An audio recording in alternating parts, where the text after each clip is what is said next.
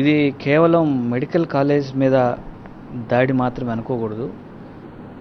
Government ఆస్తుల్ని private పరం చేస్తూ, అలాగే వచ్చినటువంటి మెడికల్ సీట్లని మళ్ళా మాకొద్దు అని చెప్పడం చాలా హేయమైన చర్య. కొన్ని వందల మంది విద్యార్థుల యొక్క జీవితాల మీద నీళ్లు చల్లినటువంటి పరిస్థితి. ప్రతి మెడికల్ కాలేజ్ మాకు సీట్లు కావాలని ఫైట్ చేస్తుంటుంది, ఎక్కువ సీట్లు కావాలని.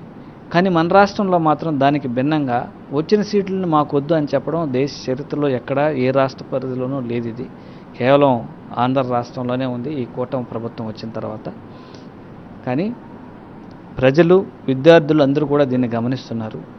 ఎంతో వ్యయ ప్రయాసాలు కోర్చి రాష్ట్ర పరిస్థితులు ఆర్థికంగా బాగాలేకపోయినా కూడా రాష్ట్రంలో వైద్యాన్ని అందరికీ చేరువ చేయాలని గౌరవ మాజీ ముఖ్యమంత్రి వర్యులు వైఎస్ జగన్మోహన్ రెడ్డి గారు ఎంతో ప్రతిష్టాత్మకంగా ప్రతి జిల్లాకి ఒక మెడికల్ కాలేజ్ ఉండాలి, సో ప్రతి మనిషికి వైద్యం అనేది అత్యంత అందుబాటులో చౌకగా ఉండే విధంగా ఉండాలని ఎంతో దూరపు విజన్తో దీన్ని దేశంలో ఎక్కడా లేని విధంగా ఈ మోడల్ని తీసుకొచ్చారు.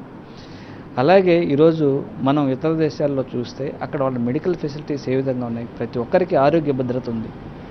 ఆ ఆరోగ్య భద్రత ఇతర దేశాల్లోనే కాదు, ఆంధ్ర రాష్ట్రంలో కూడా ఉండాలని ఈరోజు మెడికల్ కాలేజెస్, దానికి అనుసంధానంగా 100 bed hospitals, nursing colleges, paramedical colleges అన్నీ పెట్టి ఇక్కడ యువతకి, అలాగే అక్కడ ఉద్యోగాల కల్పనలో కావచ్చు, అలాగే ప్రజలందరికీ ఆరోగ్యాన్ని వరప్రసాదనిగా ఇవ్వాలనే మంచి ఉద్దేశంతో పెట్టినటువంటి ఈ కాలేజీలకు సంబంధించి దీన్ని ప్రైవేటు పరం చేయాలనుకోవడం, అలాగే ఇటు వ్యవస్థను మొత్తం నిర్వీర్యం చేయాలనుకోవడం అనేది చాలా పాపపు చర్య. అది ఖచ్చితంగా ప్రజల యొక్క బాధ, విద్యార్థుల యొక్క గోడు, అన్ఎంప్లాయ్మెంట్లో ఉన్నటువంటి విద్యార్థుల యొక్క గోడు ఖచ్చితంగా ఈ కూటమి ప్రభుత్వానికి తగులుతుందని మీకు ఈ మీడియా ముఖంగా హెచ్చరిస్తాను.